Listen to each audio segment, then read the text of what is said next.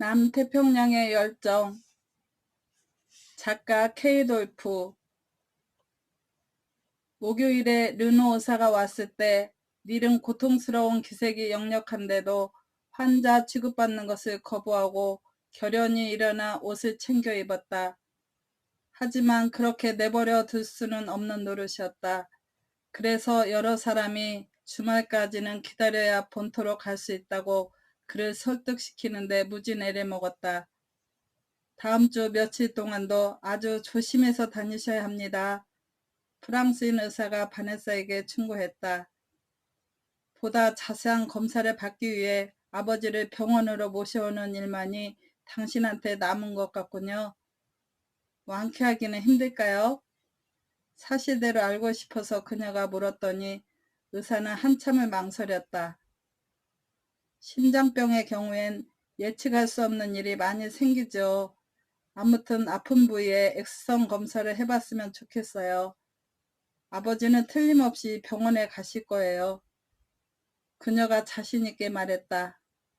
억지로라도 모셔갈 테니 염려 마세요. 그 말을 듣고 그가 살짝 웃었다. 이렇게 신경 써주는 사람이 있다니 당신 아버지는 참 행복한 사람이에요. 모든 일이 잘 풀리면 월요일에는 본토로 가셔도 될 것 같습니다. 그러면 화요일쯤 당신 아버지를 병원으로 모시고 와요. 그 동안이라도 혹 과로하면 안 된다는 것을 꼭 상기시켜 주시기 바랍니다. 그녀가 방으로 들어갔을 때 아버지는 창가에 앉아 있었다. 그는 그녀를 돌아보고 엷은 미소를 지었다. 월요일까진 꼭 우리를 데리러 오라고 브랜든에게 말할게요. 그는 혼자서도 일을 잘 해내고 있는 모양이에요.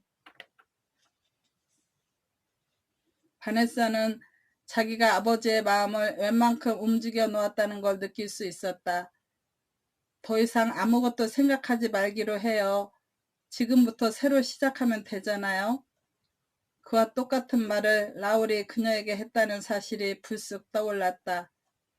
그녀는 그들의 관계가 오래가지는 않을 거라는 걸 불현듯 깨닫기 시작했다. 지난 이틀 동안은 그녀에게 꿈같은 순간들이었다. 애인으로만 보자면 라울 같은 사람은 눈을 씻고 찾아도 없을 것이었다. 그의 품 안에선 그녀는 전혀 다른 사람이 되어버렸던 것이다. 섬을 떠난 후에 무슨 일이 생긴다 하더라도 그녀의 인생은 결코 라울과 함께 있었을 때처럼 꿈같은 나날은 아니리라.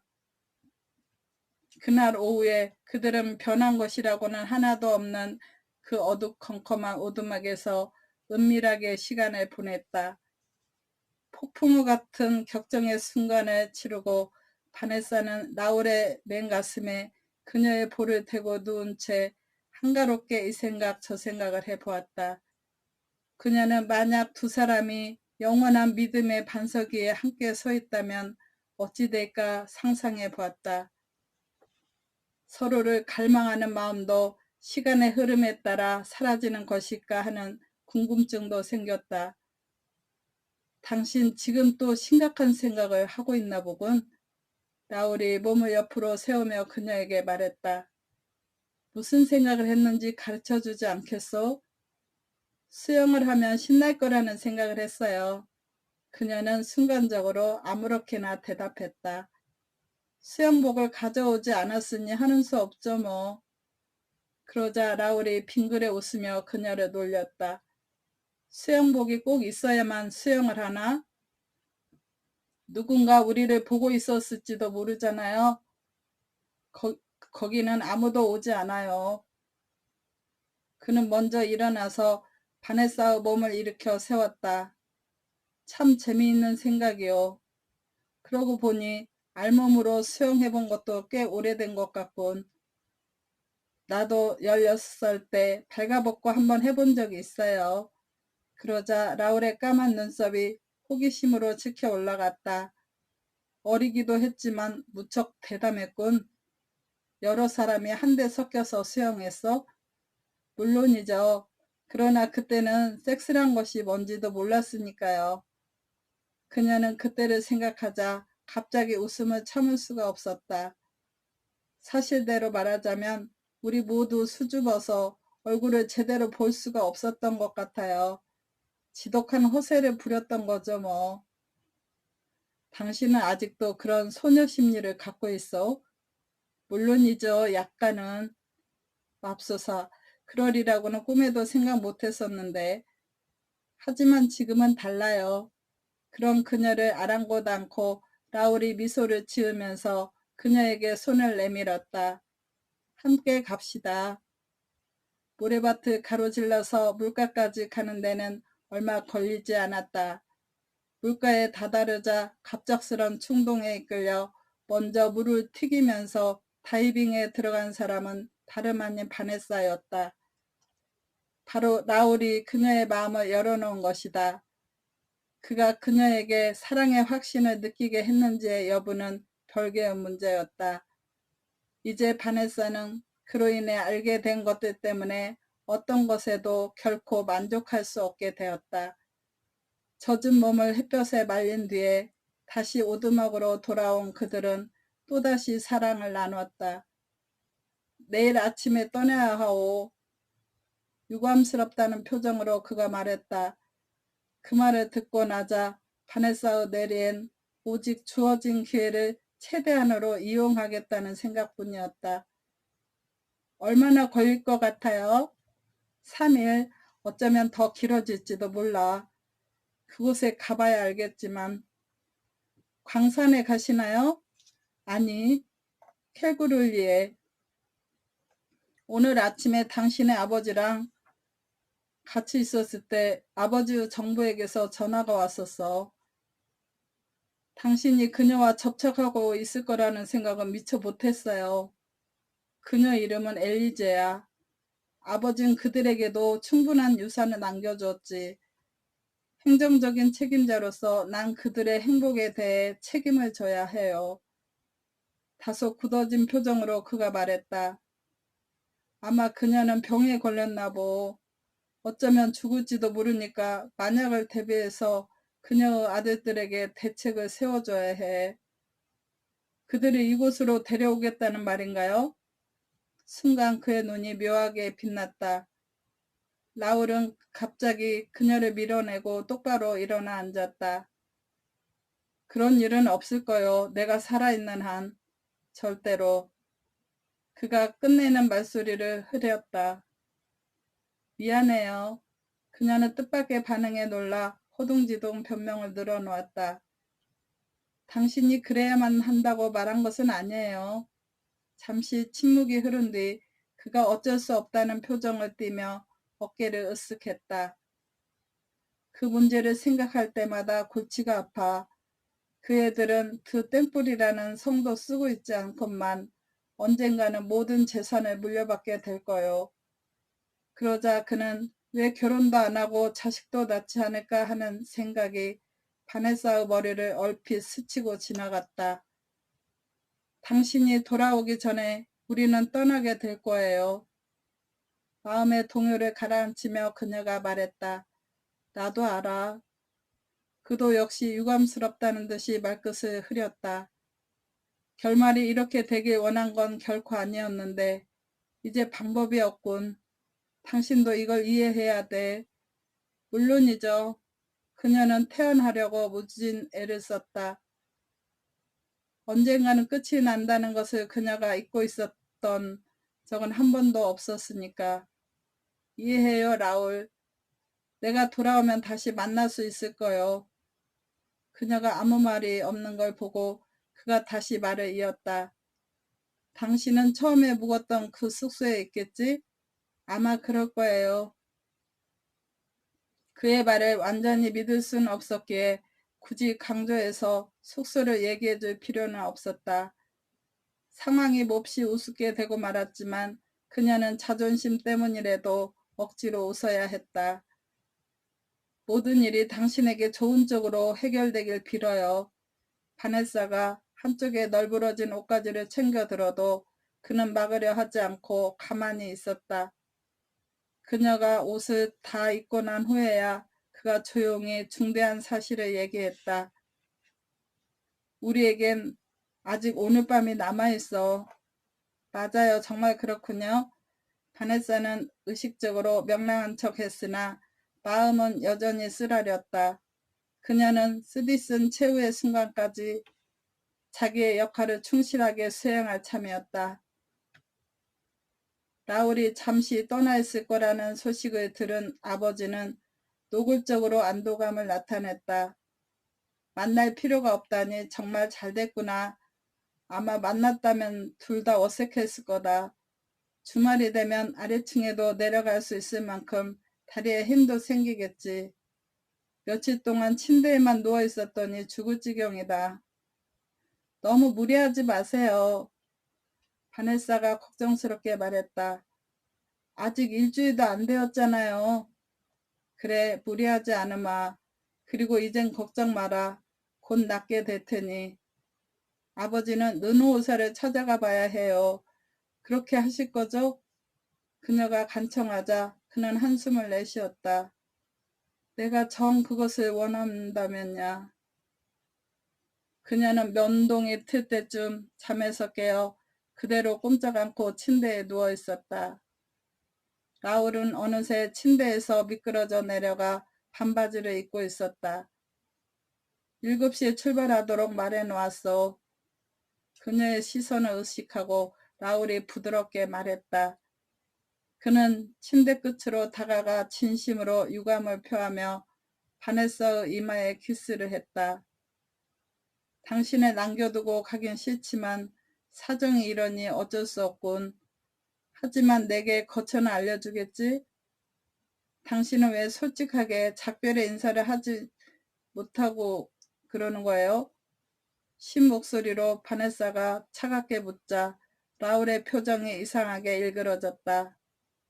당신은 그 말을 진정 듣고 싶소? 내가 듣고 싶다기보다 현실이 그런 걸 어쩌겠어요?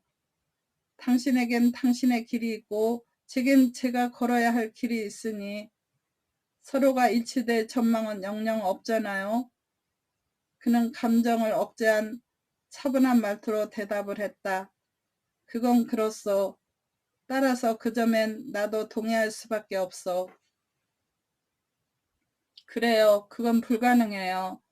그녀는 신경질이 나려는 걸 꾹 참으며 간신히 말했다. 멋진 3일간의 시간이었어요, 라울.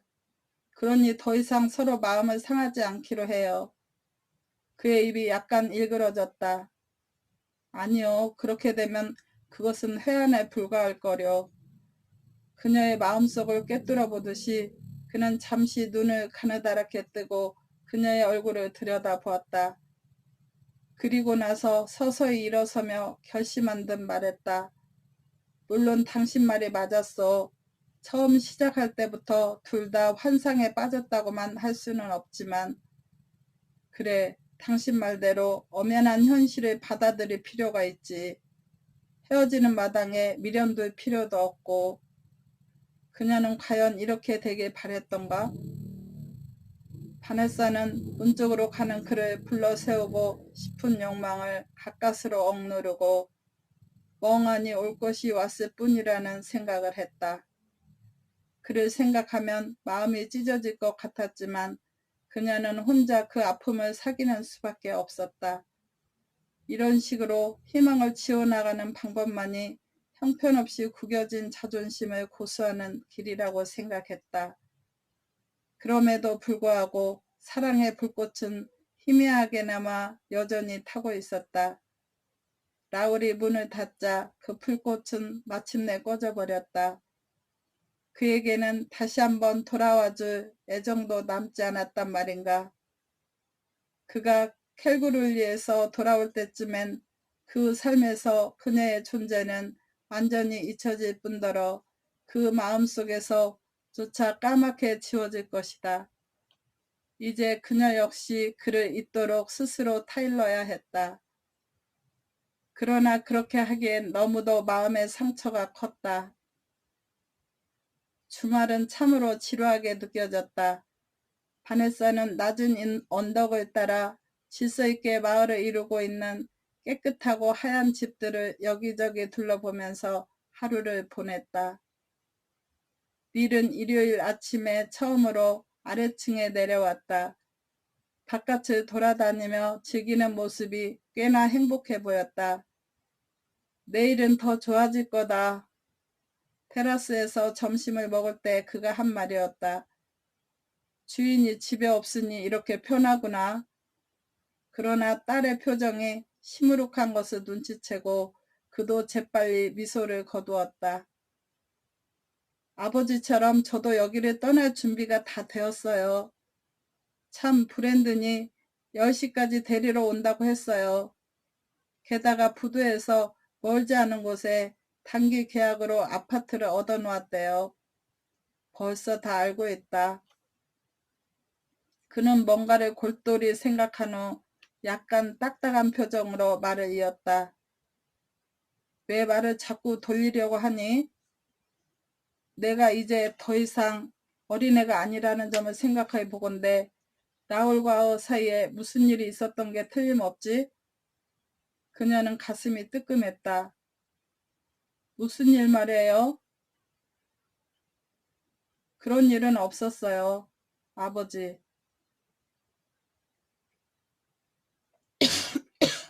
그가 복수하겠다고 위협한 일 때문에 강박관념이 생각된 모양이군요.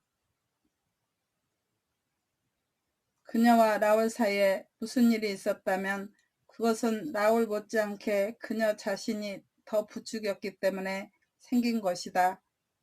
이제 그녀는 갈등과 고통 속에서 모든 걸 참아야만 했다.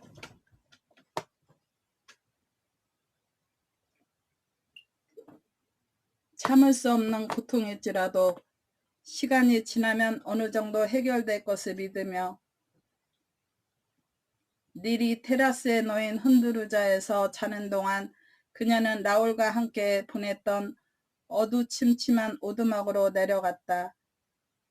그와의 모든 순간들이 하나하나 떠오르자 온몸이 저리도록 아파왔다. 그들은 너무도 잘 어울리는 그야말로 완벽한 한 쌍이었다.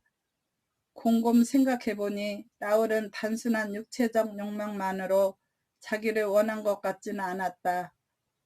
만약 그랬다면 그녀에게 어쩌면 그토록 잘할 수가 있었겠는가 말이다.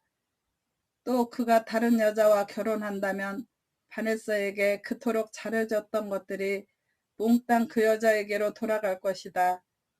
정말 궁금한 것은 이토록 집안을 이을 자식이 필요한 그가 왜 이렇게 오랫동안 결혼을 하지 않고 미루어 왔나 하는 것이었다. 그녀가 다시 집으로 돌아왔을 때 아버지는 흔들 의자에서 여전히 깊은 잠에 빠져 있었다. 위층으로 올라가려던 바네사는 계단에 우뚝 멈춰 서버렸다. 바로 그때 금발의 젊은 여인이 서재 쪽에서 나타났던 것이다. 렌이 말해주더군요. 근처 어딘가에 당신이 있을 거라고. 새로운 방문객이 태연하게 말했다. 저는 당신 아버지를 방해하고 싶지는 않았어요. 라울도 편하게 해주려고 그렇게 서둘러 떠난 것 같지만. 그래요? 바네사는 뭐라고 말해야 할지 도무지 생각이 떠오르지 않았다. 당신은 그의 친구인가요? 그 말을 들은 그녀 얼굴에는 바네사를 짓궂게 놀리려는 기색이 완연했다. 전 그의 이복동생 크리스탈이에요. 지극히 형식적인 오빠와 동생 사이지만요. 잠시 후 크리스탈은 잠옷 진지한 어조로 물었다. 당신은 내일까지 여기 있을 것인가요? 그리고 처음에 어떻게 해서 우리가 여기에 오게 되었는지 다 들었으리라 믿어요.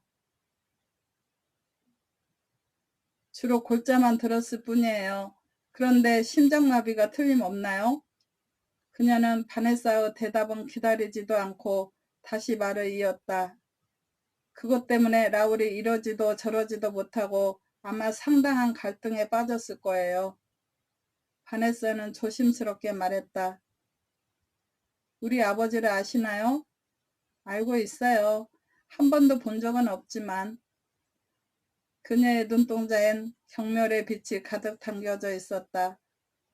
바네사는 뭐라고 형언할 수 없는 답답함을 느꼈다.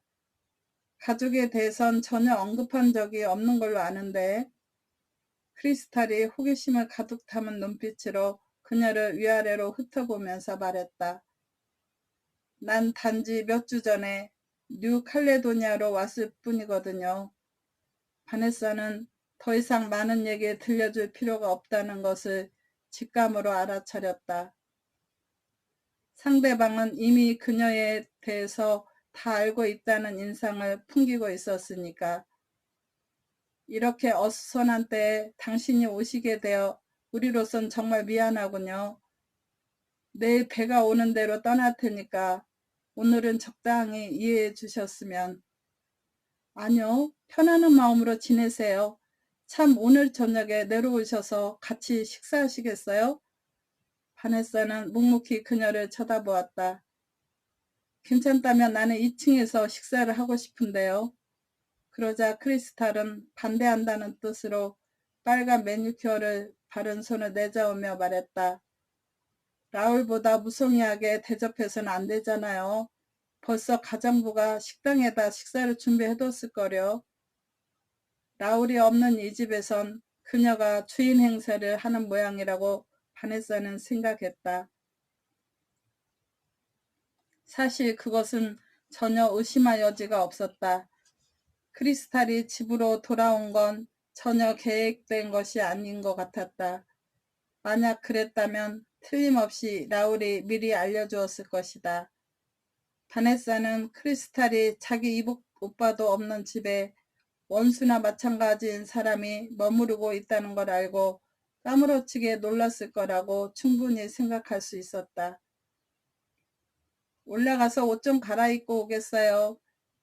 그리고 아버지가 그 사이에 방에 돌아와 누워 계시는지 알아보고요.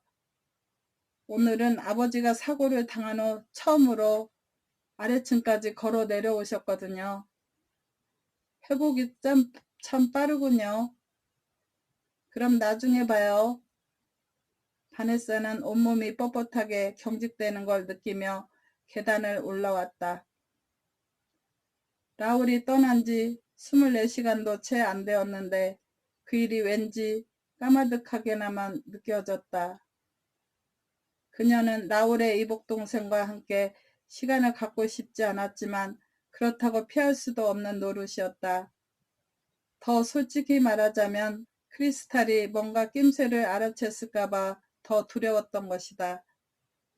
그녀는 바네사가 지금껏 바라던 아름답고 균형 잡힌 몸매를 가지고 있음을 한눈에 알 수 있었다. 라울 같은 남자가 호감을 가질 수 있는 여자는 과연 어떤 타입이냐고 누군가가 질문한다면 크리스탈이야말로 적임자라고 말했을 것이다. 그녀가 아래층으로 다시 내려왔을 때 새로운 사람이 온 흔적이라고는 아무데도 없었다. 서재의 문이 빼꼼히 열린 것을 제외하곤. 아버지는 깨어 있었으나 시중 드는 사람은 보이지 않았다.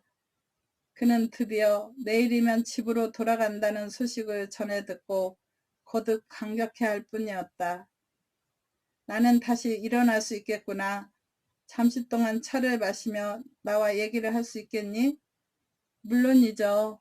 바네사는 일어서려는 아버지에게 손을 내밀려다 말고 혼자 해내고 싶어하는 그를 그대로 지켜보았다. 렌에게 차 준비를 시키고 올게요. 한편 티세는 그녀가 인쇄를 하자 조용히 고개를 수그리며 미소를 지었다. 그것을 보고 바네사는 자신이 지나치게 신경을 곤두세운 건 아니었나 하는 생각도 들었다. 오늘 당장 떠날 수 있다면 바네사는 부질없는 바람인 줄 알면서도 이런 생각을 안 할 수가 없었다. 아버지와 자기는 떠날 준비가 다 되어서 떠나고 싶어 한다 할지라도 브랜든이 로얄섬으로 배를 갖고 오기에는 너무 늦은 시각이었다. 바야흐로 해가 뉘엿뉘엿 서산에 기울고 있었다. 붉게 물든 황혼이 눈물겹도록 아름답게 느껴졌다. 아끼는 푸른 색깔의 옷을 입고 8시 반쯤 아래층으로 내려갔을 때 바네사는 먼저 온 크리스탈이 마실 것을 들고 테라스에 놓여진 의자에 앉아 있는 것을 발견했다. 그녀는 화려한 크림빛 실크 드레스를 입고 머리는 느슨하게 꼬아서 둥글게 말아올린 상태였다. 바네사는 그녀가 혹 머리카락을 염색한 건 아닐까 하는 궁금증이 일었다. 아무것도 고마워할 필요는 없어요.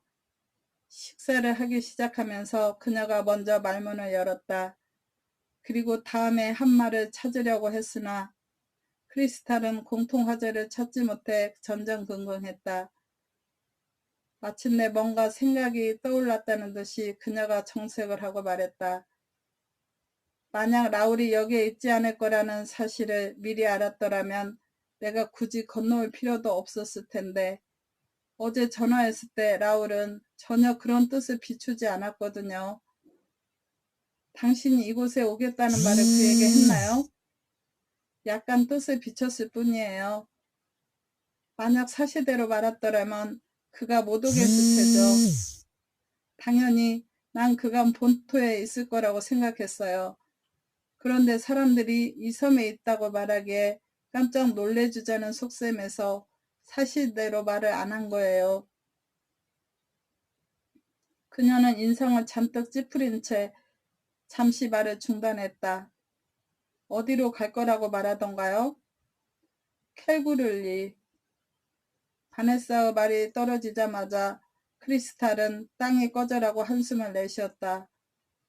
다신 가지 않겠다고 맹세해 놓고서 잠시 후에 그녀는 가까스로 감정을 억제하고 나서 계속 말을 이었다. 그래, 당신 아버지는 무슨 얘기를 하시던가요? 이제는 완전히 냉정을 되찾은 크리스탈이 바네사의 녹색 눈을 떨어지게 바라보며 물었다. 라울이 먼저 지난 일은 접어두자는 제안을 했어요. 나도 그의 말이 옳다고 생각해요. 순간 그녀의 붉은 입술이 심하게 일그러지는 걸 바네사는 놓치지 않았다. 아무래도 그들 사이는 단순히 법적인 오빠와 동생 사이는 아닌 모양이었다. 이 모든 일이 처음부터 계산된 게 아니라고 떳떳하게 얘기할 수 있어요?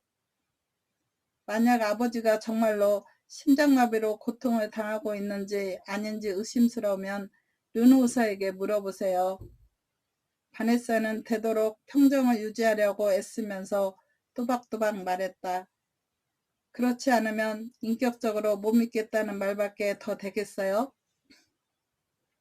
피에르 르노? 크리스탈의 얼굴엔 온통 냉소뿐이었다.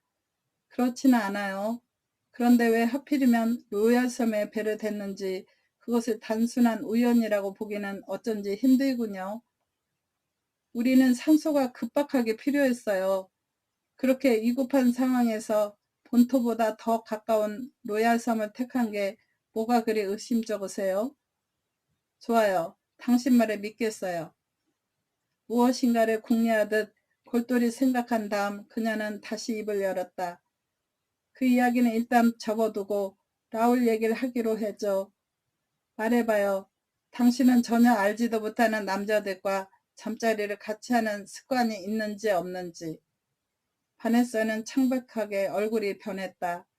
그것을 본 크리스탈은 서슴지 않고 경멸의 빛을 나타냈다. 적어도 이번엔 내가 맞췄나 보군요. 그와 잠자리를 같이 한 여자들에겐 난 언제나 그렇게 말하곤 했죠. 그들은 마치 그를 독점한 걸로 쉽게 착각하거든요. 당신이야말로 그를 독점한 것처럼 말하는데요. 바네사의 질문에 크리스탈의 표정이 일순간 긴장되고 있었다. 그러나 곧이어 그녀가 태연자약하게 중대한 사실을 말했다. 천만에 난 그럴 만한 충분한 이유가 있죠. 당신도 알겠지만 그와 난 곧 결혼할 예정이거든요. 브랜든이 구해놓은 아파트는 누메의 뒷골목에 있었는데 구식집을 개조한 1층 집이 깨끗하고 단아해 보였다. 2개의 침대와 욕실, 부엌, 그리고 커다란 거실 등 혼자 쓰기에는 오히려 넓은 편이었다. 그러나 무엇보다도 바네사를 기쁘게 한 건 담으로 둘러싸인 정원을 사용할 수 있다는 사실이었다. 집주인이 2달간만 빌려주겠대요. 브랜든이 이 집을 빌리게 된 경위를 설명해 주었다. 실은 몽땅 팔려고 내놓은 집이래요. 그동안이라도 다른 집을 알아볼 시간은 얼마든지 있을 거예요. 이런 집을 아예 사는 것도 괜찮을 것이라고 바네사는 생각했다. 자갈이 고르게 깔린 안뜰의 분위기는 그녀에게 아늑한 고향을 느끼게 해줘 더더욱 이 집이 사고 싶었다. 갑자기 벽을 타고 올라가는 인동덩굴의 향기에 숨이 막힐 지경이었다. 인동덩굴이라면 그래, 라울과 함께 사랑을 나눴던 오두막 옆에도 그게 있었지. 불현듯 잊고 싶었던 기억이 되살아나는 바람에 그녀는 라울을 떠올리지 않을 수가 없었다. 그는 내일 모레쯤 섬으로 돌아와서 자기를 학수고대하던 약혼녀를 발견하고 마냥 기뻐하겠지. 약혼이 아무리 비공식적이었다 해도 크리스탈의 일은 조금도 의심할 여지가 없이 느껴졌었다. 바네사는 자신이 차라리 그를 미워할 수 있는 처지라면 훨씬 견디기가 쉬울 것 같았다. 하지만 잘못은 그에게만 있는 것이 아니라 그녀 자신에게도 있었으니까 무조건 그를 원망할 수도 없는 노릇이었다. 그때 바닷가에서 그를 거부했었더라면 그는 결코 그녀를 건드리지 않았을 것이다. 닐은 누워있어요. 브랜든이 조용히 말하면서 그녀 뒤로 다가왔다. 바네사, 아버지가 걱정이에요. 지난번엔 훨씬 더 빨리 회복되었었거든요. 그 말이 그녀의 의식을 뚫고 들어왔을 때 그녀는 동상처럼 그 자리에 굳어져 버렸다. 경악으로 인해 점점 커진 두 눈은 브랜든의 눈을 집요하게 추적해 나가고 있었다. 아니, 그럼 심장마비를 일으킨 게 처음이 아니라는 말인가요? 그가 말하지 않았었나요? 후회해봤자 때는 너무 늦었다. 그는 하는 수 없이 사실대로 말하기 시작했다. 몇 달 전 내가 고용된 지 얼마 되지 않았을 때도 그 일 때문에 당신이 계속 머무른 거였군요. 브랜드는 편하지 않은 마음으로 이야기를 계속했다. 조금은 그런 편이겠죠. 그러나 지금은 안 그래요. 내 자신이 더 이상 떠돌아다닐 필요를 느끼지 못하니까 이렇게 오래도록 머무는 거예요. 그러니 내게 미안한 생각은 추워도 갖지 마세요. 당분간은 폴리아를 맡을 수 있으니까요. 고마워요. 그녀는 목맨 소리로 대답했다. 당신은 참 좋은 친구예요, 브랜든. 바네사는 방안을 힐끗 넘겨다본 뒤에 눈썹을 내리깔고 조용히 말했다. 내일은 의사가 아버지를 모시고 병원으로 오라고 한 날이에요. 그런데 전에는 누가 아버지의 담당 의사였죠? 그는 아예 의사 치료를 받을 필요도 못 느꼈는데 하물며 브랜드는 그렇게 말하고 나서 몹시 미안한 표정을 지어 보였다. 정목회가 되어 의사가 나타났다. 그러나 그는 혼자였다. 바네사는 그가 가까이 오기도 전에 일어나서 불안한 마음으로 그를 맞았다. 며칠간만이라도 여기에 계셨으면 좋겠는데요. 당신이 아버지를 설득해 보시렵니까? 그러지요. 그녀는 갑자기 갈증이 날 정도로 입이 바싹 마르는 걸 느꼈다. 아버지께서 전에도 심장마비가 일어났었다는 얘기를 하던가요? 아니요, 말하지 않았어요. 그렇다면 위험률이 더 커지겠는데요. 그런데 왜 그 사실을 지난주에 알려주지 않았어요? 저도 어젯밤에 알았는거려. 아버지는 아마 의사의 도움을 거부하신 모양이에요. 닐은 입을 꼭 다문 채 넙다란 창문 앞에 서 있었다. 모래 호수가 멋있게 보이는구나. 그는 여전히 창밖을 보면서 말했다. 병원에서 나가는 대로 브랜든에게 전화를 걸 수 있겠지? 내일까지는 아무 일도 없다고 했으니까 아마 전화를 받을 수 있을 거다. 바네사는 가슴이 답답해져옴을 느끼면서 조용히 말문을 열었다. 의사선생님께서 아버지를 설득해서 며칠간 여기 계시도록 해달라고 하던데요. 그제서야 아버지는 딸을 향해 뭔가 결심이 선 얼굴을 들이밀고 말했다. 나도 그럴 줄 알고 있었다. 하지만 그렇게 하기엔 이젠 너무 늦었단다. 결코 늦지 않았어요.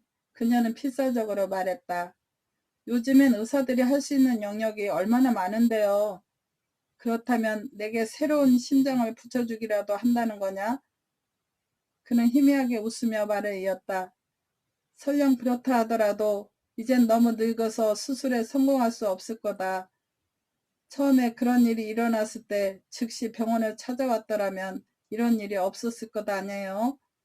그녀는 안타까운 나머지 화를 내다시피 말하고 나서 그만 울음을 터뜨리고 말았다. 왜 그때 브랜든에게 의사를 데려오지 말라고 했나요, 아버지? 그 녀석이 내게 하지 말아야 할 말을 했나 보구나. 순간 몹시도 캥한 아버지의 눈이 힘없이 감기면서 얼굴이 금세 어두워졌다. 지금부터라도 자연의 순리를 따르고 싶다. 내가 죽으면 넌 고향으로 돌아가서 다시 너만의 인생을 시작하도록 해라. 그녀는 고통으로 가슴이 미어질 것 같았다. 전 그녀가 간신히 입술을 들썩거렸다. 일단 저를 여기 있도록 해주셔서 고마워요. 그런데 설마 폴리아로 다시 돌아갈 생각은 안 하시겠죠? 나는 내일 브랜든과 함께 배를 돌아볼 예정이다. 그동안 얼마나 잘 꾸며놓았나 보러. 그건 이제 아버지의 선택이며 자유였다. 가서 택시를 보내달라고 전화하고 올게요. 그녀가 방을 나왔을 때 의사가 이쪽으로 걸어오고 있었다. 아버지께 여기 계시도록 설득하셨군요. 그렇죠? 바네사는 힘없이 고개를 가로저었다. 당신은 장차 어떻게 하실 건가요? 잘 모르겠어요. 아마 영국으로 돌아가야겠죠. 그리고 나서 그녀가 재빨리 덧붙여 말했다. 참 병원비를 얼마나 들여야 할지 알려주세요. 선생님, 로얄섬으로 2번 왕진 오신 것도 포함해서요. 그 문제는 이미 다 해결됐어요. 그는 밝힐 건 밝혀야겠다고 생각한 모양인지 짤막하게 덧붙였다. 라울 씨가 우리 일이니까 우리가 전부 부담했으면 좋겠어요. 그녀가 대답했다. 그는 우리에게 여러모로 잘해주었어요. 그녀 앞에 서 있던 의사의 얼굴이 갑자기 차갑게 변했다. 정 그렇다면 계산서를 보내드리겠습니다. 그는 손을 내밀어 작별의 왁수를 청했다. 절 대신해서 아버지께 잘 가시라고 전해주십시오. 그리고 언제든지 아버지 마음이 변하시거든 다시 찾아주세요. 아무쪼록 도움이 되어드릴 수 있기를 바라겠습니다. 의사는 의사로서의 본분을 다했고 라울도 지나치게 많은 배려를 해줬다. 그러나 이제부터는 그들이 그들 자신의 일을 스스로 책임져야만 할 것이다. 감사합니다. 오늘도 즐거운 시간 되시고 항상 행복하세요. 구독과 좋아요는 저에게 힘이 됩니다.